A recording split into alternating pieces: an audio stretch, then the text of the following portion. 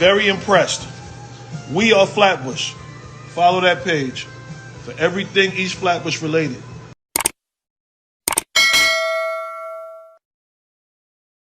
It's cheap, nigga. Smitty get it done, nigga. Let them know. Listen, man, talk is cheap. That boy Smitty, man. Let them know. Let them know. Smitty always together. Some money is being broken up. That's a fact. And some real business is getting fact. done. Talk is cheap. My boy, make it happen. That's his nickname. That's his middle name. His first name is Smith. Smitty, middle name, make it, last name happen.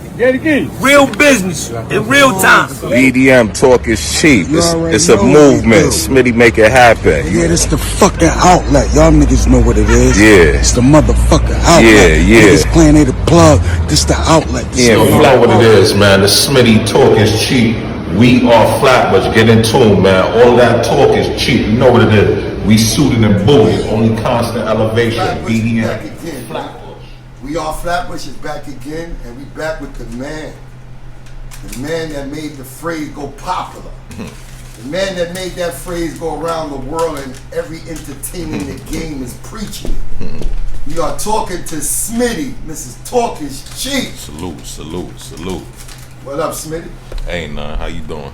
Shit, man, I'm doing good, man. It's a Flatbush thing, man. You already know. Flatbush all day. That shit. So you know how we start on We Are Flatbush. Yeah. We tippy toe the thing. Yeah, of You know what I'm course. saying? We here with Smitty. What part of Flatbush you rep, man?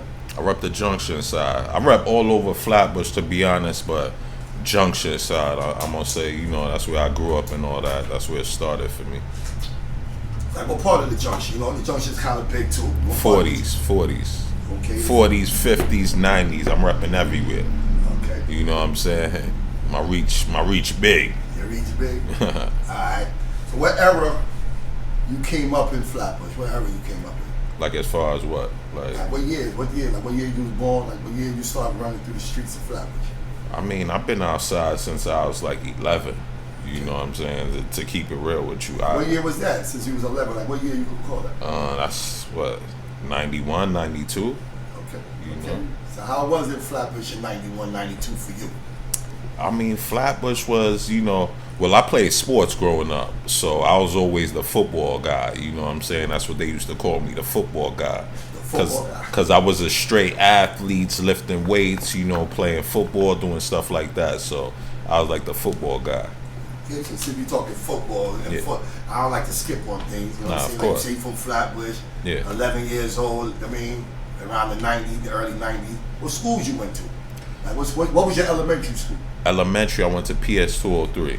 203. Where that located at? I think that's what, Avenue L in Utica, or 51st and L, something like that. Okay, Yeah, 203. I think Special Ed had a studio around the block. Yeah, exactly. Special Ed from over there in them parts back Dollar there. Cab Studio. Shout out to Special Ed too. Definitely. Yeah. So what, after that, elementary, what junior high school you went to? I went to Roy H. Mann. First I went to Huddy, and then I went to Roy H. Mann. You know, had to, you know, get out of Huddy, and then I went to Roy H. Mann. Okay, so what, if you mind me asking, what was the reason why you had to leave Huddy to go to Roy Mann? I had to mash our mind up. Nah, I got into something, you know, I think I was like in 6th grade, and, you know, I had to transfer out. I got suspended, went through all of that, and then I transferred to Roy H. Mann. Roy H. Mann was my junior high school, too. I went to Roy H. Mann. Oh, yeah? Yeah, I went to Roy H. Mann, and I don't want to go through the ages, but I was in there like 86, 85. Ooh, whoa. That's when VIP was in there. Oh, yeah. 87 Shout out to VIP, you know what I'm saying? We was in there hard. Hold up, VIP Vanderveer? Oh, definitely. Vanderveer Okay. International. Yeah. Shout out to Vanderveer. Definitely, You know what I'm saying? You know what I mean? Back then in them days, you know, if you know, you know. You had Roy H. Mann, the special bus. Woo, I can tell you many stories. You had to get on at the front. I'm just going to let you know, I always got on at the back, and my spot was secure. So if you know, then you know. You know? I mean, that whole neighborhood, Yeah. that whole neighborhood back there changed a lot. You know what I mean? Yeah. I remember when I went to school back there, was a lot of hay, Yeah. a lot of bushes, Yeah, a yeah. lot. You know what I mean? Oh, yeah. They built it up They now. built it up now. I went back there for my son's basketball game a couple of years back, a while back, and it was a whole new neighborhood. Nah, definitely. Totally new neighborhood. Definitely. So you left Roy H. Mann. Yeah. What high school you stepped into? James Madison. Oh, you went to Madison. Yeah, I went to- My son went to Madison. Yeah, I went to Madison. Okay, so that's when the football started, when you went to Madison? Yeah. I started playing football at Madison. Yeah. So you had that black and gold uniform. Yeah, facts. Okay. Madison Knight, circle black. Woo-wee. Salute. All right. What position you played in football? Strong safety. Strong safety. Yeah. Okay, all right. That's what's up. Yeah. You got busy on the court, man? Of course. Don't lie to us now. We know we're going to dig in the file to find some more. Do your research. Fumble anything. Do your research. I went on to play college football at UCON, so Ooh, I was doing some, right? Let's talk about it. So before we get to the UCON, you said they were calling you football guy, right? Yeah. So why they was calling you that? How you getting that busy when you playing football? Yeah, I was pretty busy, and you know, I had a couple cousins that was real popular in the area. You know, back then, you know, it was cool. I don't want to shout out their organizations, but you know, they used to come up to my schools, and you know, I was more on the popular side, I would say, for my affiliations and you know how I was moving, and I was crushing them on that football field as well. Crushing them. MVP of the All-Star football game, Brooklyn All-Star football game. That led you to get to the scholarship. Yeah, definitely. Because to tell you the truth, I was just playing football. You know, coming from Brooklyn, we not known for football, so I didn't have a coach telling me like you need to go to this college, you need to go to that college.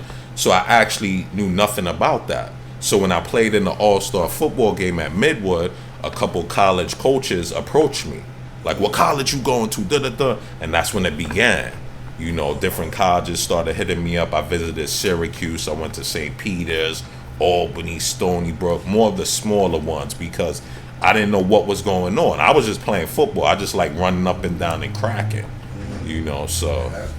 My brother used to say that shit. Yeah. He used to play football. He liked to crack me. Yeah, ain't nothing like cracking someone.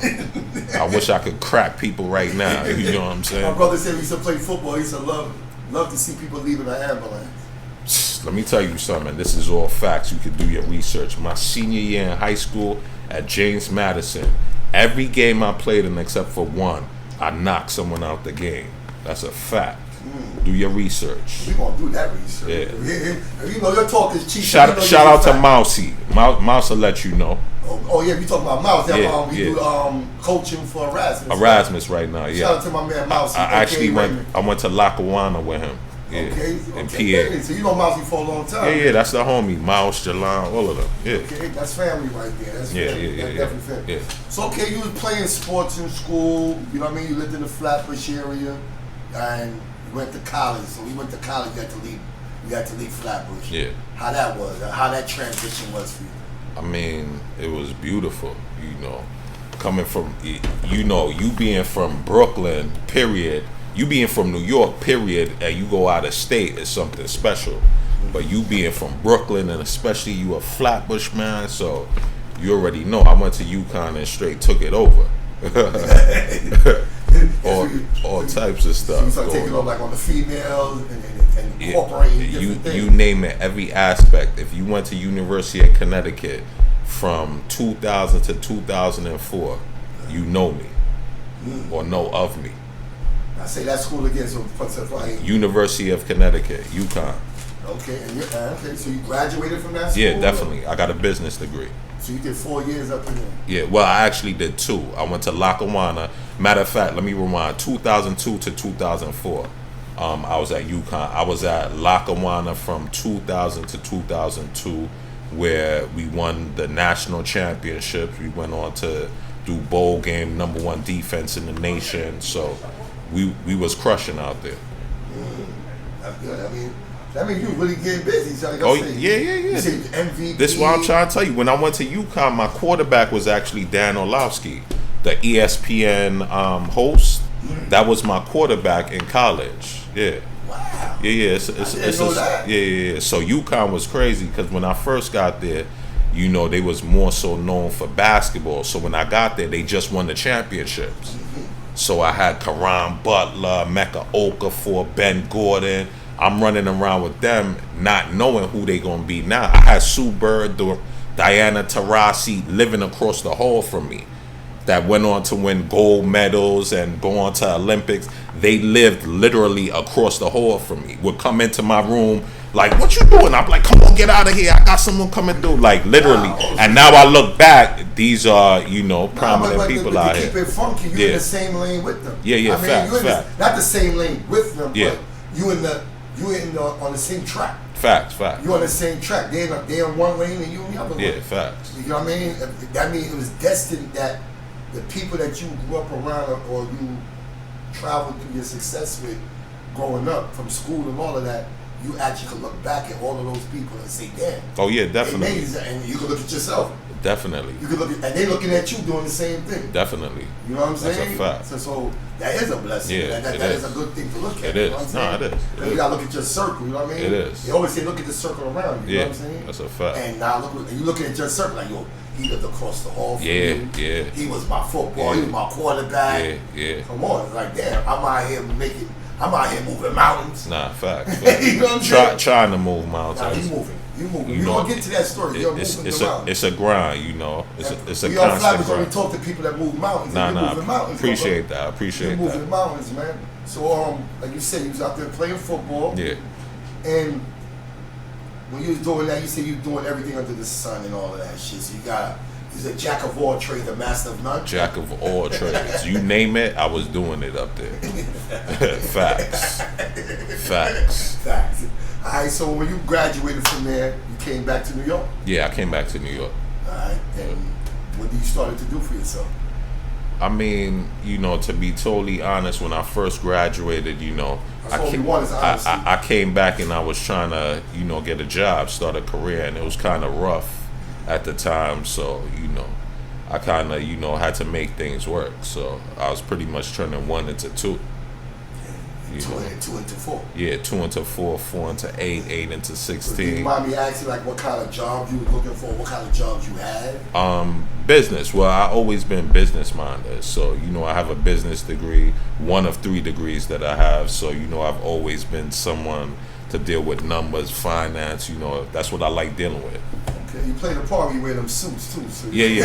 I appreciate that. See you in the city. Appreciate that. I switch it up. You know, some people don't recognize me in the suit. No, but I, as you just say that, all that now that you have a business degree, and you educated, now I see why you carry yourself in a certain way. Yeah, have to. You know what I mean? You have to. I see why. I ain't gonna front. Yeah. Like, why you wear a suit all the time? You know what I mean, you gotta. Now I see why. Yeah, you gotta command the respect, and sometimes, you know, it's how you present yourself. So, you know, a lot of people, you can't always go everywhere with a fitted and a, you know, and I've learned, you know, when I'm suited and booted, or, you know, that's my phrase coming through, I could be on the block and I'm in a suit and I'm comfortable, because you know why?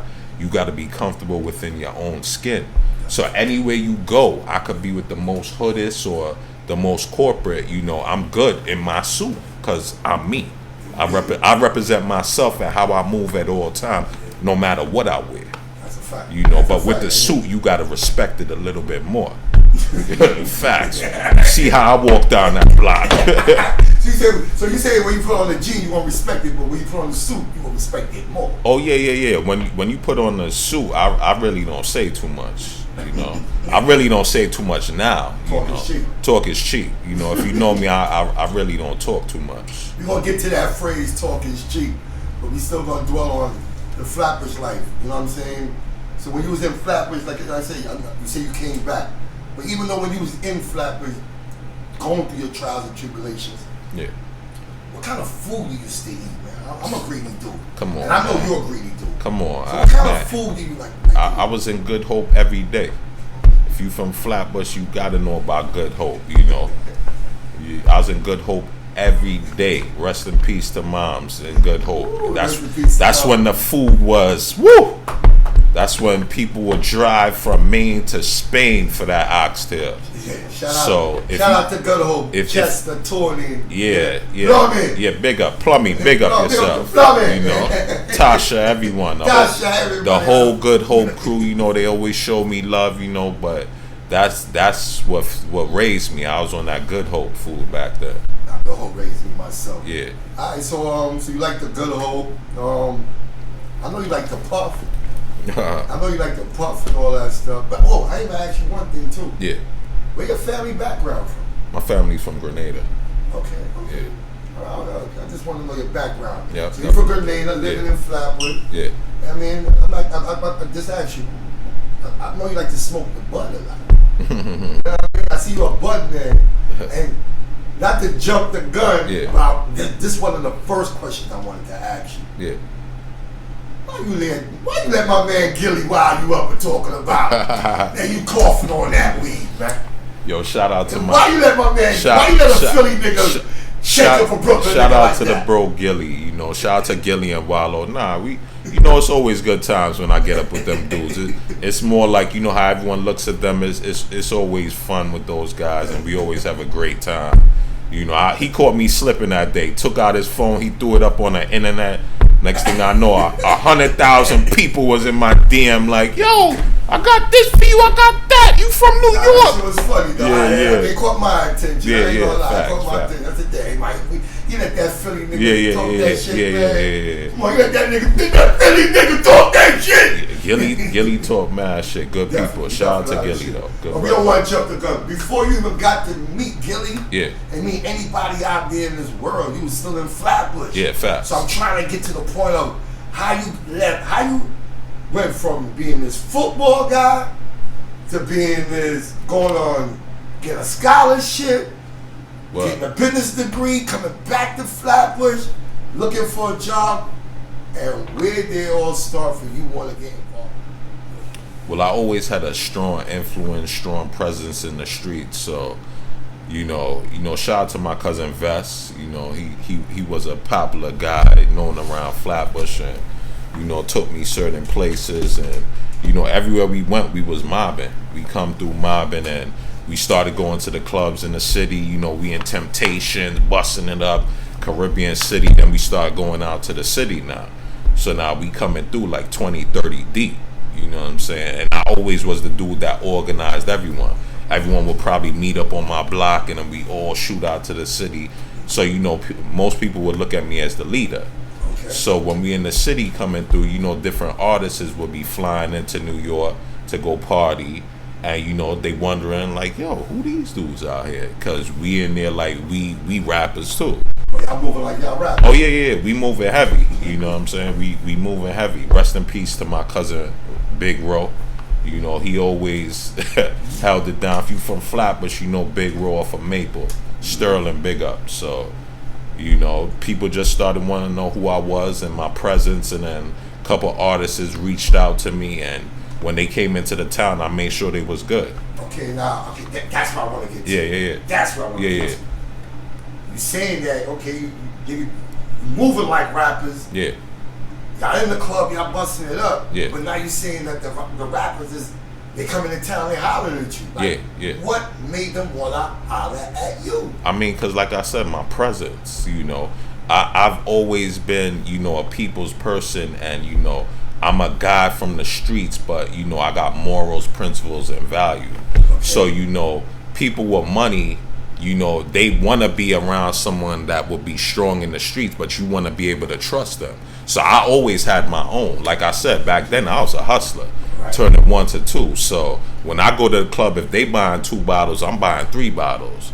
So, you know, they knew I didn't need nothing, or I never looked at them like you know, most people that's above, they don't want to mess with someone below them unless you bringing value to the table. You don't want no one that wants a handout. So I was a dude that always, I could pull my own weight. You know what I'm saying? Yeah. I buy my own. I do my own, and I'm with my team. So I made sure they was good and everything was good. That's how we was moving out here. So it's safe to say then, when people see you and your team, y'all moving heavy. Heavy. And when I say heavy, I ain't talking Mack truck.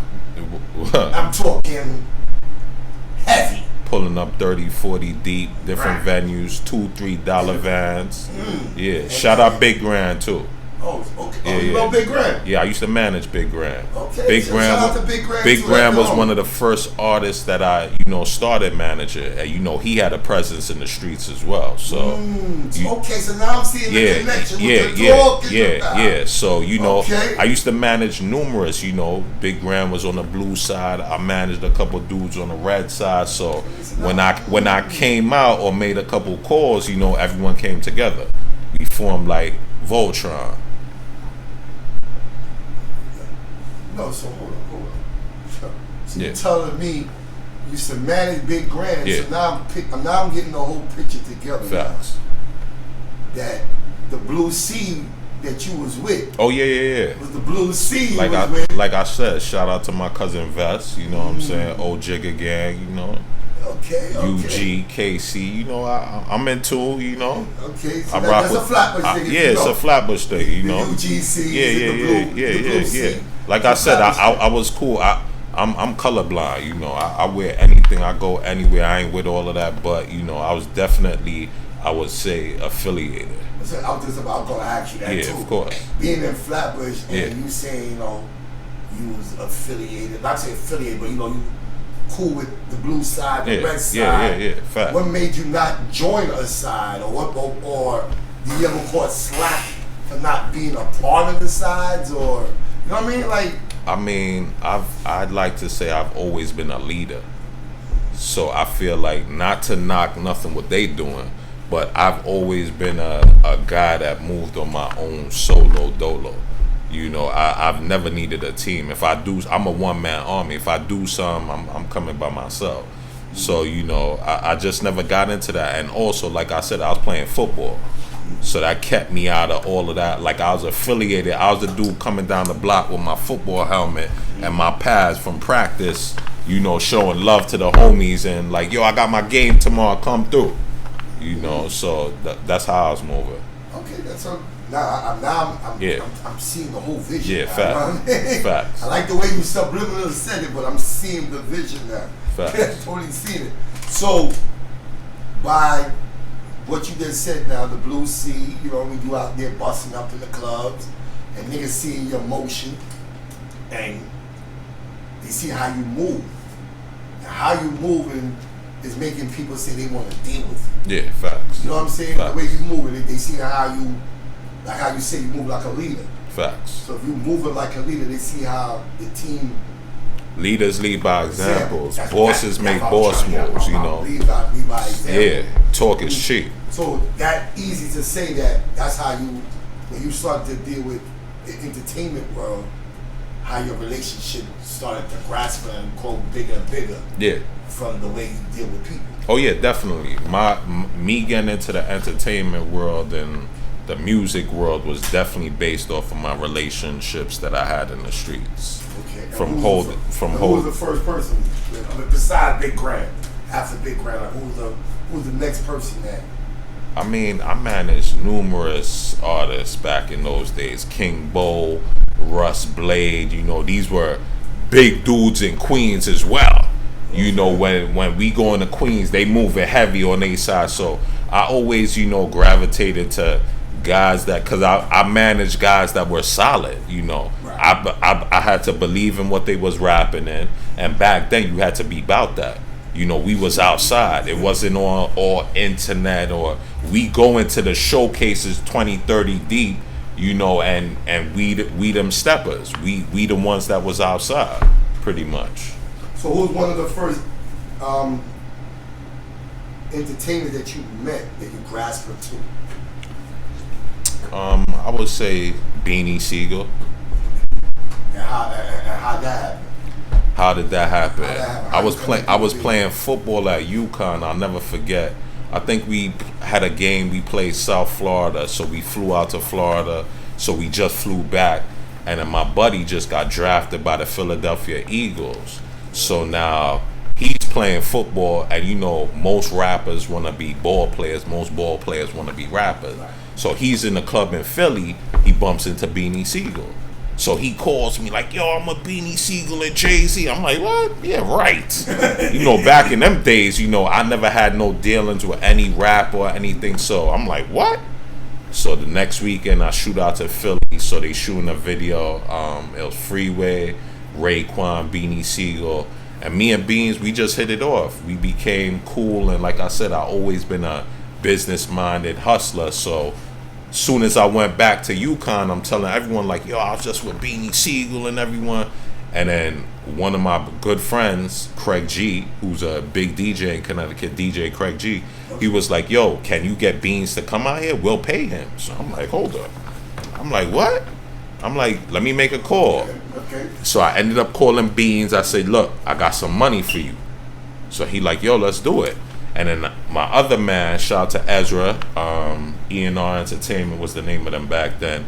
He was doing this thing out in Jersey, so he was like, yo, you do Beans out there Friday, bring the Jersey Saturday. So already I'm giving him like $30,000 off top. On 1 weekend. Just meeting him. Right. So now when I'm calling him back, I'm like, yo, listen, would you come up down here and do this? So, you know, the best way, like I tell anyone, the best relationship you get is you got to break bread with people. You know, don't come with your hand out, bring something to the table.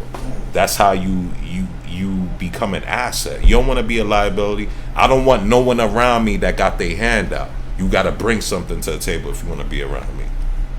And that's how my mentality was when I was around these so-called famous people or stars or people in position. Like, I never needed nothing. I always had my own. I always, you know, was well off and was doing well for myself, and they sensed that vibe. Yeah, I wanted to ask you that. Yeah. I'm like, do you have a budget for the way you be moving around? Like, I mean, like I said, back then, you know, I was in the streets. I was hustling. I came home from school and I was outside for real. You know, all over the borough, moving around, you know, and I was moving with them guys. So, you know. So, BDM. Yeah. What that stands for? Backdoor Movements. Backdoor Movement? Yeah. So that's your label, your management, your production company. What is that? You know what's so crazy? And I'll tell you the story about how I even came up with that name. Like I said, I booked 2 shows with Beanie Sigel and made a significant amount of money off of those 2 shows. Right. So now when I came back home to Brooklyn, I still had money. You know, I was doing me. And then I met up with George. Shout out to George from CPAC. You know, I met up with George from CPAC. And, you know, I always been business-minded, so I ended up booking Lloyd Banks. I had a connection with some dudes that knew 50 Cent. My boy Reg Rock and them, they knew 50 Cent and all that before they really got big. I was on the mixtape era and all that. So I still had some money, so I called George like, yo, George, how much you gonna charge me to rent out the whole club? I want the door, I want the bar, I want everything. Big boy status. And then I called my peoples from G Unit, Reg Rock, Ice, and I ended up booking Lloyd Banks. So I brought Lloyd Banks out here, and then, you know, the wave just started getting crazy. So Beanie was the first, and you say Lloyd Banks was the second. Yeah, Lloyd Banks was the second. I brought Lloyd Banks to CPAC. So it's safe to say you got involved in this by default. Yeah, by default. And yeah, going back to what I was saying, how you just got involved in this shit by default. Yo, bro, by default. I fell into this. I wasn't a music dude. Like, I know nothing about music. It was just my presence, and dude knew I was trustworthy. I was a dude moving heavy with these dudes, but I was moving on mafia rules, like, you know, respectful. We not wilding you up for no reason, but if you violate, we wilding you up totally, you know. But other than that, we respectful, you know. Females coming in, let all the females in. So as far as the name Backdoor Movement, I booked Beanie Sigel, and then now I booked Lloyd Banks. So I went through Mr. C. I'll never forget, I called Mr. C. I was feeling like a big boy. I called Mr. C like, look, I got the bag, I need to book you. He's like, yo, you know, because we used to be in Temptations heavy. Every Saturday we in Temptations running it up. We in the back. If you from Flatbush, you know. So if you know, Mr. C was in there heavy. He was one of the main DJs. So he connected me with Cypher Sound. So Cypher Sounds was like, what's the name of your promotional company? I'm like, what you mean? I just want to book you, bro. I'm bringing Lloyd Banks. I got the bread for him. I got the club. I bought the club out. I was doing all of this out of my own pocket. I knew nothing about nothing. I was just a hustler. I had the money. I was just putting up the money. So Cypher Sounds asked me, what's the name of your promotional company? So I was with my boy Dion McPhee that introduced me to Beans. He was like, yo, You know, because the first 2 times we went to do the shows with Beans, we went through, we was like 30, 40 deep. So both club owners the first day was like, yo, go around the back. Yo, it's crazy out here. You a Beanie Sigel. It's a whole bunch of y'all. Just go around the back. Go through the back door. Both days. So then, you know, I always had a movement. So, you know, I'm coming through. We moving heavy. It's a movement, so we moving. So we moving heavy. So I'm driving. So my man, I'm like, yo, this dude asked him what's the promotional company. So my man, he Jamaican. He like, yo, backdoor movements, brethren. So I'm like, yo, Cypher Sound, backdoor movement.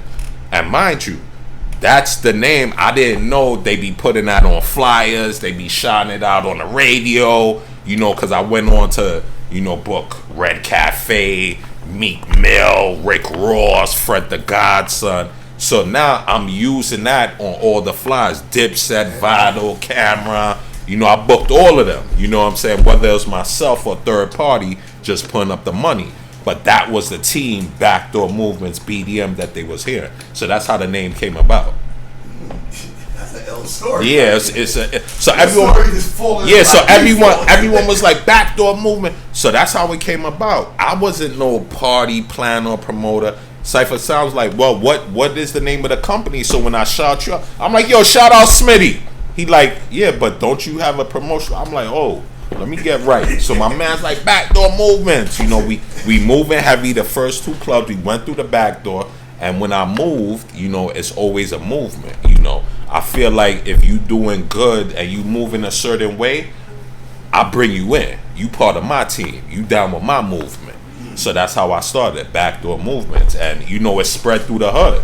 Because I was the dude bringing the major artists to Brooklyn. I'm bringing Lloyd Banks, who's a major platinum artist, to right around my way. I lived less than a mile away from CPAC back then. So dude's looking at me like, dude's looking at me like, yo, who the hell is this dude? You know, and that's when I started becoming popular in my neighborhood. You know, different artists started reaching out because they see, like, I didn't even know. They hitting me like, yo, you know Cypher Sounds? I'm like, yeah, I just booked them for. They like, yo, can he play my music? So I'm like, they like, yo, I got 300. So I'm like, oh, hold on, let me call him, yo, Cypher. And that's how it just, you know, I'm a hustler. I use my business degree. So it's safe to say you're a good middleman. Oh, yeah, definitely. You're a very good middleman. Some might call me the plug. You know, back then I was the plug for everything you needed. Beanie called you the plug. Oh, yeah, he still call me the plug to this day. You got outlet. Yeah. You got outlet. Yeah. Talk is cheap. What made you start coming up with the phrase "talk is cheap"? Oh, that's the question of the year. The phrase "talk is cheap" because, you know, my patience sometimes I don't have too much patience. So, you know, it's either you with it or you not with me. It's like there's no in between or there's no.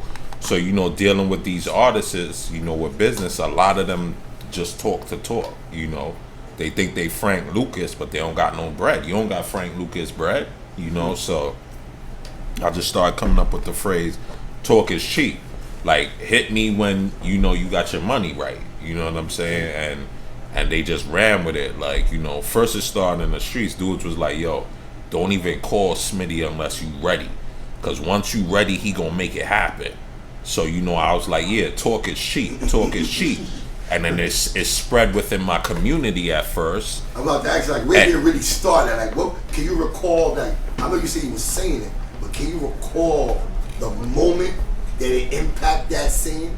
I'm gonna be honest, I can't, but I know I always been about it. Like, if I say something, that's what it is. Like, I'm not gonna speak on something if that's not what it is. So I've always been, you know, a man that stood on my word, stood on business. So, you know, talk is cheap. Like, I didn't want to talk to dudes that just want to talk to me, because at one point everyone in Flatbush wanted to talk to me when it came to the music, because they started figuring out, oh, this the dude putting it together.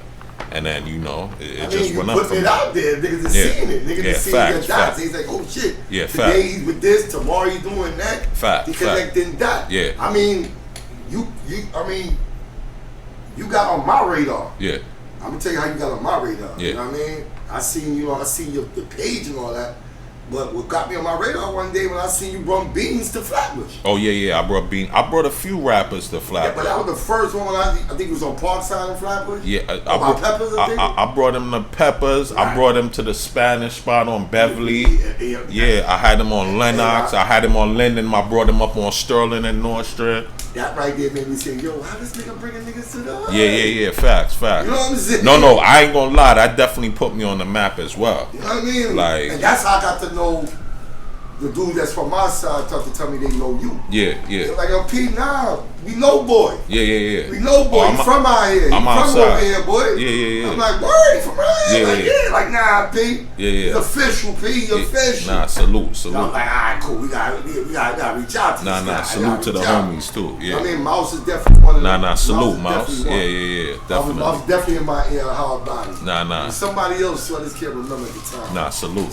Love is love. Whole Flatbush. So you say you had the you say you started off with Beans. Yeah. The next person was Lloyd. Yeah. Alright. And do you recall like who was the next famous person the next person that? Because like you said, everything you started to do came by default. Yeah. Default. Right? Everything came by default. As I'm listening to your stories, like, you didn't mean to do this. Nah. And you didn't mean to do that. I was bumping into everything. Like even with the show stuff, and then it's crazy how everything worked up because I ended up bumping into Red Cafe. Red Cafe he started doing videos with dudes from around my way.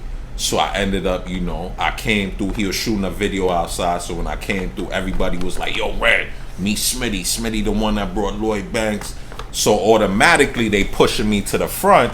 So I gotta come through like I'm the man, I'm the big boss. As soon as I come through, they dining me to dine. So, I had to play my part and step up and fill the shoes. So, I'll never forget. I pulled up because back in them days, Red Cafe, I was like, oh, he was Red is the home. Yeah, so and then I stepped to Red, and me and Red started doing a lot of business. Me and Red was going out of state.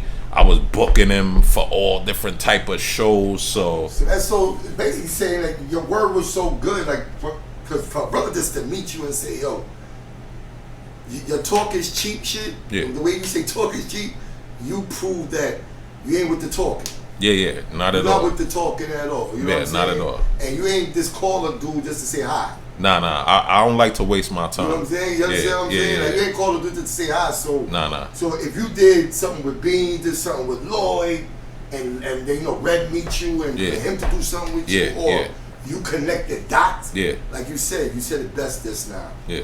The best way to meet a person or do business with a person is break bread. Break bread. Everybody want a handout. You ain't gonna get ahead like that. Money talk, bullshit walk. Yeah. You have, and it's not always money. Don't get it twisted. Okay. You could bring something to the table. It don't gotta be money. Not everything is money. Money make the world go round. But sometimes, like for a person like me, I'm not new to money. I've been around money. I've been getting money. I've been doing me. So sometimes loyalty is way more than money. I value loyalty. Shout out to my man Black J too. I value loyalty over money. Shout out to Just Money too. These are guys that no matter what, if I tell them like, yo, let's move or do this and that, like they riding with me. You know what I'm saying? And that's your team right there. That's your I got a huge team. You know what I'm saying? But like I said, I'm a popular loner. But those are guys. If I do step out now, I might call them like, yo, like, yo, step out, let's move. Move, to make something happen.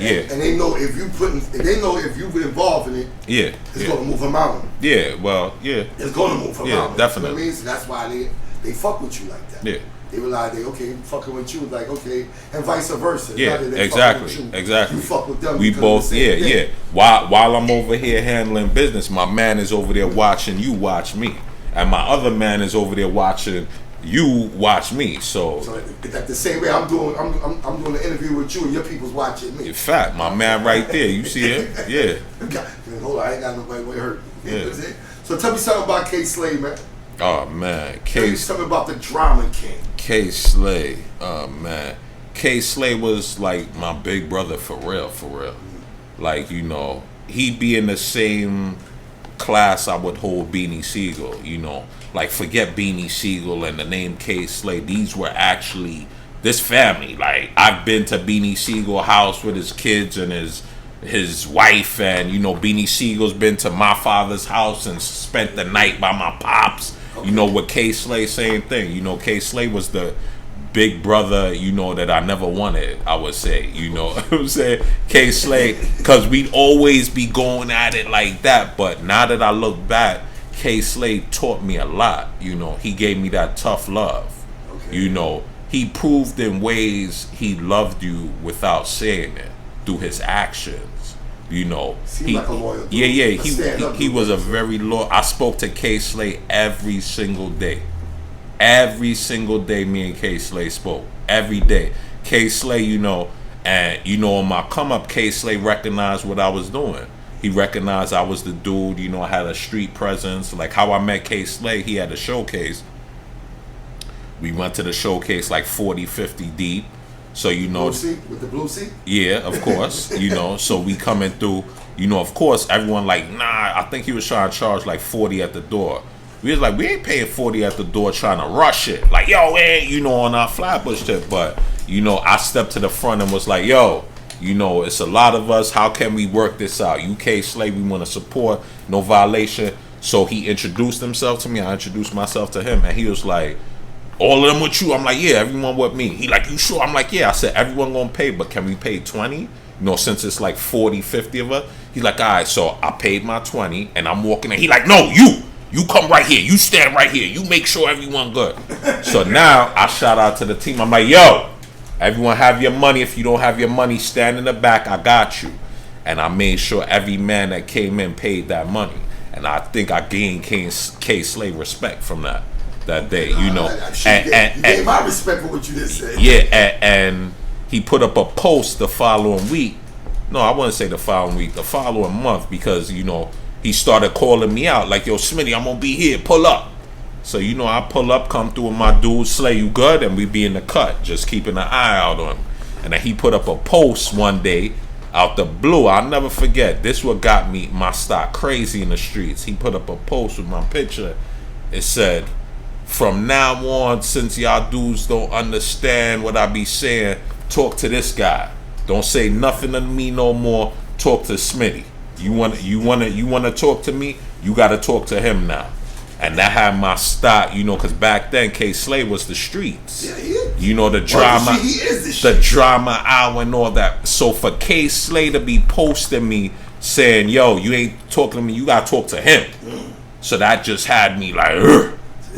We go again. You know, so another check. It was another, and then, you know, every single time K Slay was on the radio, you know, he would play my artist King Bo, and every time he played King Bo, he sure as hell, yo, shout out my guy Smitty, Smitty, what up?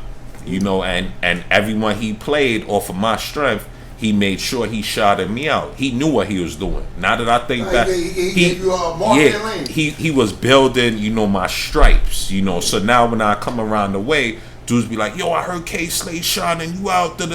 So that's when I started becoming, you know, in the industry. But like I said, I've never, even up to this day, I've never considered myself an industry person. Wait, so you trying to say that's when you start feeling it to yourself when K Slay, when you think you around K Slay? And I would think that you connected with Beans and then you connected with Lloyd, which was one of the biggest groups in the world. But you see, everything started happening around the same time. You see, it was just like a wave, you know, because when I booked Lloyd Banks and I did the Beanie Sigel show, the artists started reaching out to me to play their music. That's when I started managing the different artists. So now we going to these showcases, so we moving around in the streets. So we putting up 3-4 cars deep, $3-4 vans deep to these things. So it just all, you know, came together. It's God's plan, I would say. This is God's plan, man. I never planned that. This is God's plan. Yeah. So you met K Slay, and I mean, rest in peace to K Slay. So how did you feel when you heard the news about K Slay? Man, I was devastated. Like, K Slay was Like I said, I spoke to K Slay every day.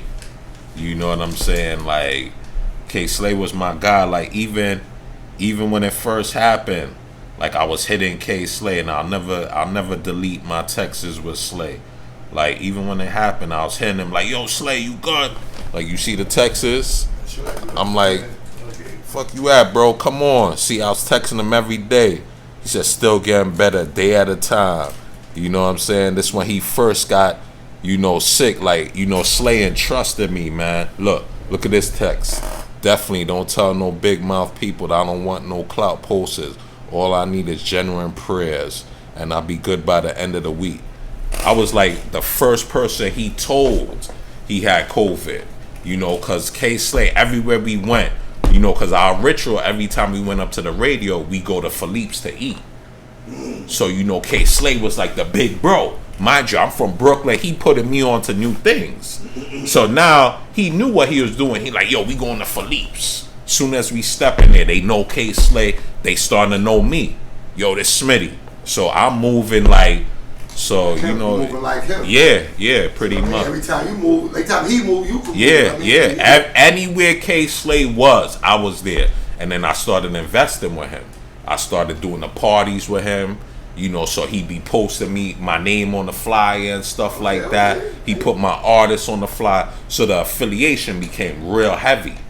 So, yeah, man, I miss that guy, man. You went to the funeral and everything too, right? Yeah, okay. I miss that guy. That's what's up. So tell us something about Gillie and Wallow. I see your presence with them, like, unbelievable too. Yeah, Gillie and Wallow, that's family as well. Who introduced me to them? OT the Real. Rapper from out in Philly, he called me one day on the FaceTime and was like, yo, Smitty, you got to get up with Gillie, because the way you moving out there, y'all two link up. I said, all right, cool. I drove out to Philly. My presence in Philly is strong as well. They always show me love. I drove out to Philly the next weekend, and then it been love ever since. I could call Gillie right now, he'll pick up. What's up? Right now. Gillie, Wallow, good dudes. Oh, I'm about to put you to the test, man. Hey, talk is cheap. Talk is cheap. So, I say, Gillie, what up, nigga? Yeah. You want to see if you can smoke with me? Yeah.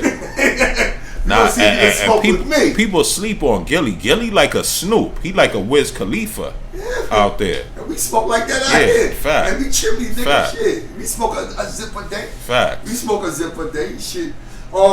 One person I was looking and I seen that you was cool with, and I was like, wow, I ain't know that nigga was cool with that nigga. Yeah. Rollo. Oh yeah. Shout out to Rollo. Let me tell you about that. That story was crazy. That's another story. My peoples from Atlanta hit me up and was like, our boy gonna be out in New York. Take care of him.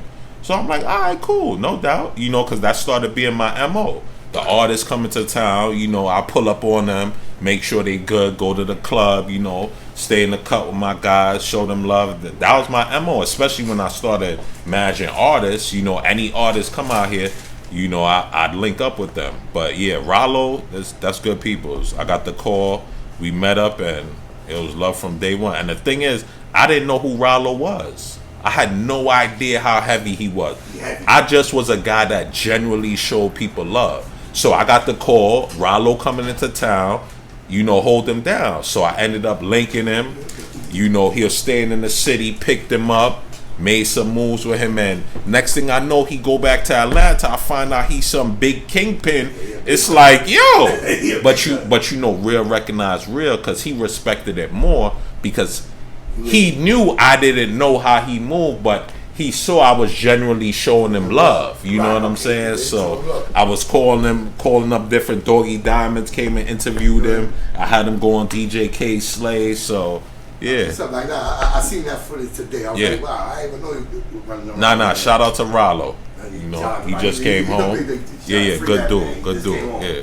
Another funny one too is you was there the day where Queens Flip did a skit. Oh yeah. With Beans and Freeway and all that. Yeah. I think K Slay was one of them. Yeah. Right? K Slay was there. you know what we was doing? I think that's when we was doing, when he first put out the 100 Deep. I'm the one that organized. I had Beans come down, Freeway. We all met up. We went out to eat. And then we did that skit with Queen's Flip. Yeah, that was a crazy flip. Yeah, okay, bro. I want to ask you about your boy, King Street. Oh yeah, hottest in the city. That boy can spit too, man. Hottest in the city right now. How you got connect? I see he signed to Jim Jones. Yeah. All right. How you got? Well, before he got signed to Jim Jones, I know you was fucking with him. Yeah. Before that, so how you connected the dot with him? Real recognized real. You know, someone told me about him. You know, and one day he was in my live, and then my man Smoke. He probably don't. He from Flatbush too. Frosty boy. Shout out to Smoke. I'm gonna shout him out. Like he probably don't even know, but when I got off the live, my dude Smoke was like, "Yo, King Street, Smitty, you gotta get up with him." And I'm like, "Word?" Like he nice. Never heard about him. So I went and I played his mixtape. He had a song named Paranoid. So, you know, I fell in love with the song. I reached out to him. He was selling sweaters at the time. I said, you know, I'm going to support you.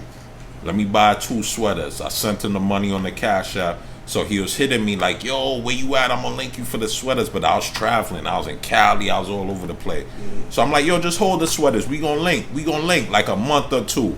Then we finally linked, and, you know, from there, we've been making history, making magic, making moves. That boy be spitting and shit too, man. Definitely. He be spitting. I'm proud of him that Definitely. he made it. He got to this point right Another here. one to look out. Look out for Little Nasia Bella.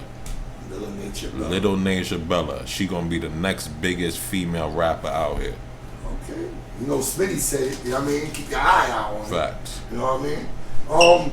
When you be traveling around to different places, different cities, I'm gonna ask you some funny shit. Like, Yeah.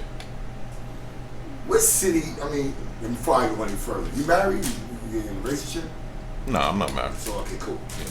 So when you go to other cities and stuff like that, and you see these women and they running around, do you see the groupie things? Where you, like, do you see groupie stuff? Where you Yeah, facts. That groupie stuff is real. Yeah. But like, you know, it's really real. it's really real. Yeah. Can you tell us one of the craziest groupie shit you seen, nigga? Like, I mean, I've seen it all. You name it. I done open up bathroom doors, chicks getting dug out. I done seen it all. You know, I done had females tell me they want to suck on me just to get to the next man. Yeah. It be real like that cloud and that, you know. But I've never the groupies. I'm not in. I like real women. I don't like a woman that you don't know who I am or what I do, and you ready to suck me off and ride my dick because of I need a little bit more from a woman. I need substance or something. You carry yourself with class. Yeah, you of got course. respect for your shit. Kings only entertain queens. Okay. You know. So, like I said, traveling around and running around with all these types of artists that you name. I mean, I forgot to name one artist, Jadakiss. Oh yeah. Shout out to Jada. Man. Yeah, that's the bro right there. Okay, how you got connected with K to the Y? How you start fucking with Y? You know, like I said, just mobbing. Coming through, you know, he keeps seeing me, you know, I'm running down on him, yo, Kiss, yo, Brooklyn holding that, you know, just mobbing. And, you know, building that good relationship, you know. They see who's who. They see when I walk in, the mob coming through, and when I leave, we all leaving, like, you know, so, you know, you talk to, you know, so that's natural vibe, just natural. I mean, organic. You got a lot of good heavy dudes in the game. Organic. You know what I'm saying? Organically, and, you know what I mean? And Jadakiss must have posted me on his Instagram. He's another one I owe a lot of where I'm at, you know, as well as Beanie Sigel, because these are guys that anytime I would meet up with Jadakiss, he would take a picture of me and put me on his Instagram. So he be killing it too, right? You know, so it was like, you know, people start looking at me like, how you got Jadakiss posting you? How you got Beanie Sigel and Flatbush? Like, what's going on? Jada be giving you the illest quotes, yo. Yeah. Nah. He be giving you the illest quotes. You go to check Smitty. Yeah. He's the outlet. He's the plug. Nah. That should be real, though. You know No. Shout out to Jadakiss and Beanie Sigel. Yeah, shout out to them brothers. Yeah. And you know, like I said, we break a lot of bread. And they always show the people that, you know, you breaking bread with them. Yeah, you know that's what it's about. And A boss makes sure everyone eat. You can't be out here saying you a boss if the people you with not eating. You know, most people 9 times out of 10, anyone that know me or you watching this, you know me. If you say you know me, you either broke bread with me or I put you in a position to win. If not, then you don't really know me, because that's all I'm about. I'm not into the small talk. I'm not a hanger. I'm about productivity. What are we doing? Are we making money? Are we making moves? Like, what we doing? What we doing? Yeah, pretty Let much. me ask you a question too. Is there anybody in the game like right now that you could say to yourself to say, I helped them get to that point, to that highest point where they are? Is there anybody in the game where you would say, damn, you know, I'm responsible for that? I mean, it's a few people that I could say that, you know, but I say like this, you know, I'm not one, you know, with the whole internet to, you know, name drop and, you know, put them out there. You know, there's a saying, respect is earned when no one's looking. You know, so I think that's how I got my respect out here, you know, in Flatbush, or, you know, with the, you know, respect is earned when no one's looking. So, you know, those that know, but I put numerous people that's in the game right now in a position to win. Salute to that. Yeah. Have you ever been, when you was traveling around, or when you with these artists, the Jadakiss, the Beanies, you know what I mean, the K-Slays, have you ever got a groupie moment? Not to say like you like, oh, you want to do, but you ever seen somebody who's like, oh shit, Yeah. I just bumped into what you call it? Facts, Jay-Z. Every time I'm around Jay-Z. And you know, the thing is, you know, Beans gonna hate me for this, you know. He going, damn, that's crazy. As I'm saying that, Beans text me. As I'm speaking about him. Yeah, but yeah, Jay-Z, definitely Jay-Z. But I'll tell you a story. I'll never forget this. They did, what's that, Terminal 5. I don't know, you remember that concert Jay-Z had where he brought out Beans and Freeway and all that? Like MOP that. too? I'm not sure if MOP was there. That's when they first reconciled. Like when Beans first got out of jail, Jay-Z called him up. I'll never forget. It was at Terminal 5, and you know it's in New York. I know everyone to go there. I ain't hear from Beans. Me and Beans probably talk every day as well. So I hear from Beans the whole day. So I'm like, you know what? I ain't hear from this guy. He ain't called me. I know it's busy, whatever. I ain't gonna be on his back, whatever. So I'm in the park with my daughter. I'll never forget this. Beans called me like, yo, I'm on the highway coming up now. I'll be there in an hour. We got late Jay-Z in the front in an hour. And I nearly dropped my daughter off the swing. Now let me stop. I said, what? Let me tell you, I'll never forget. I had to drop my daughter off, and I just threw on a shirt. You know, matter of fact, he didn't even tell me we going to that thing. He told me meet him here. I just threw on a rinky-dink shirt. So it's him and his wife. So he meet me. He like, yo, where you at? I see mad security. I meet up. So we walk around the block, VIP. So we go through so much security, everything. You know, I'm a Beanie Sigel, so we walking through. I'll never forget this. I'm walking through the hallway.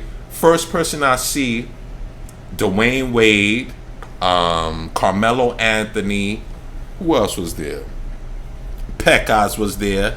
And then now when I turn, it's an empty hallway because you got to go through so much security. And now as I turn, who I see on the wall posted up? Jay-Z.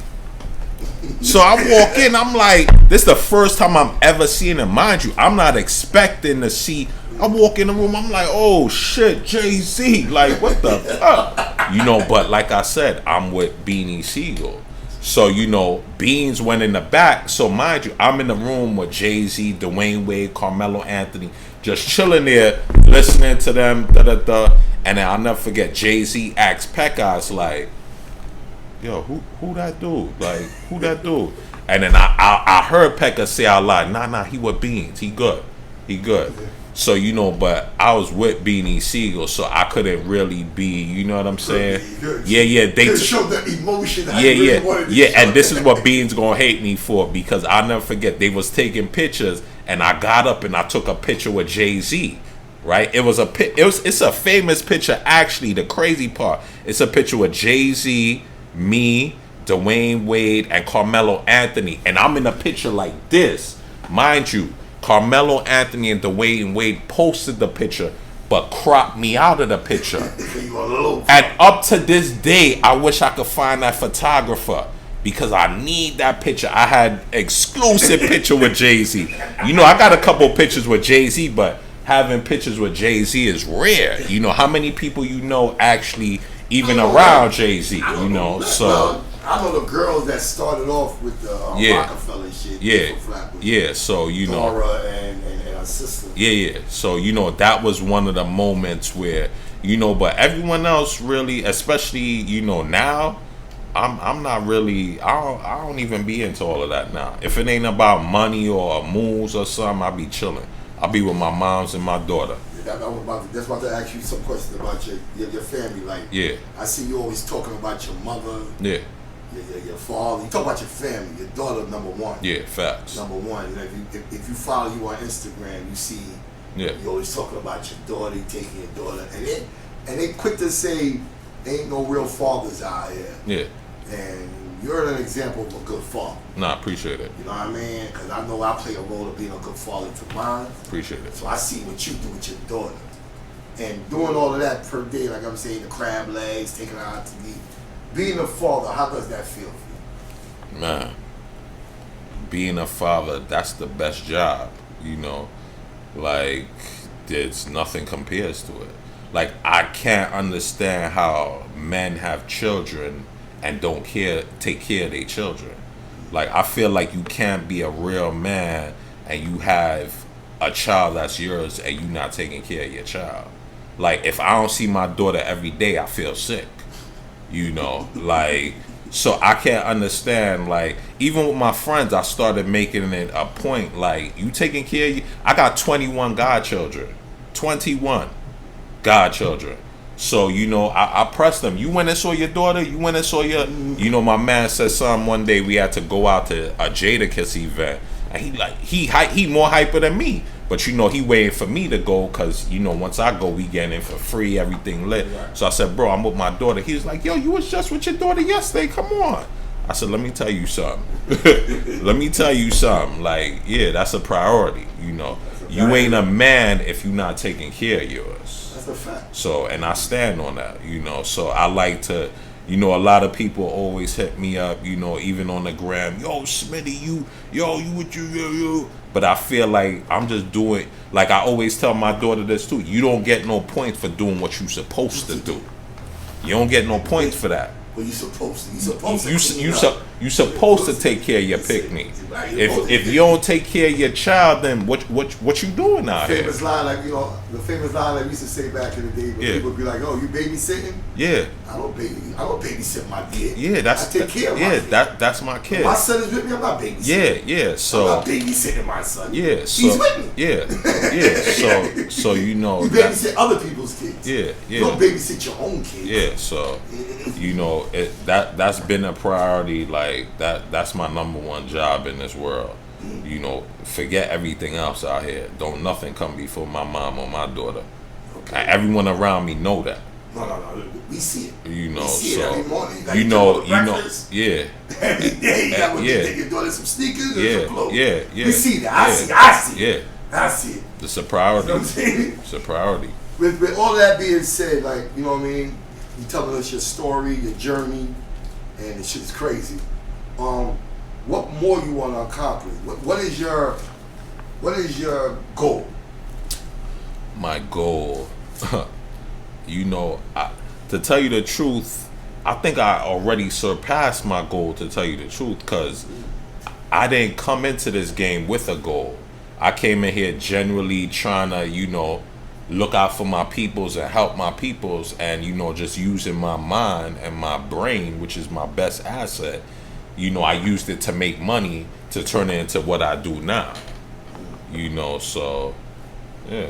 So you have any ideas of might open up a record label, production company? Oh yeah, that's definitely in the works. You know, I've been thinking doing all this stuff for everybody else. Yeah. You know what I mean? I've been thinking about, starting a record label. And the reason why I haven't, because I've been like, you know what, I don't want to step on no one's toes and no one.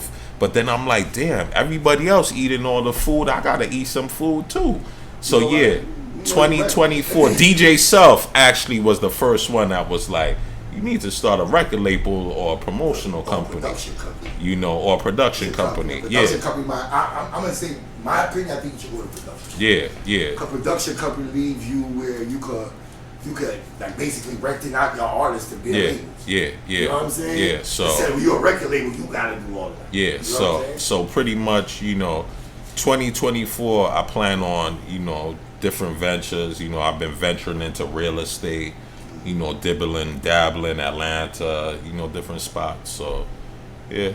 Record label on the way. Put it like that. Record label or production company on the way. 2020. Either one. But like I said, I don't really like to talk about it until it's but it's in the works. Right. You hear. You got any first. last words you want to tell Flatbush, man? I mean, salute Flatbush. I'm a product of my environment. I'm really from Flatbush. I grew up out here. And I'm just trying to put on for Flatbush. Ain't no games, ain't no gimmicks, just real shit with me.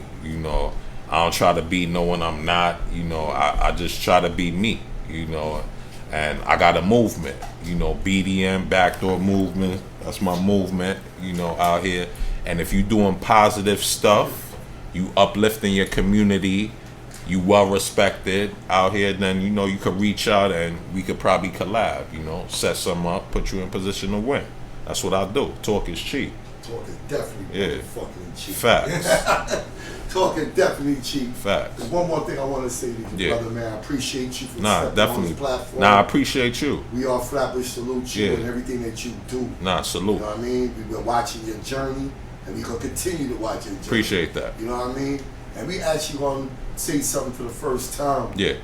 You are the first. We are now going to anoint you the first We Are Flatbush ambassador. You gonna consider?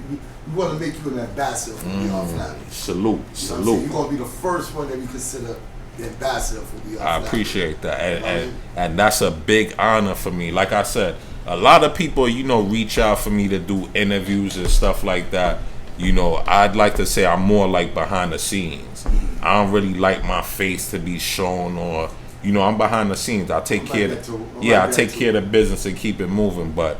We Are Flatbush. I seen your platform. I see what you're doing.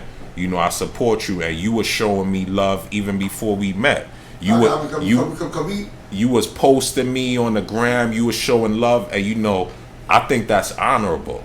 We respect people. I respect that. Even when I was walking down in my suit, you see me and was like, "Yo, what?" And I'm like, so I salute that, because a lot of dudes, and this is why a lot of people not where they need to be. If you see anyone I know that I see, if you on the gram, and I'm gonna hear you, yo, what?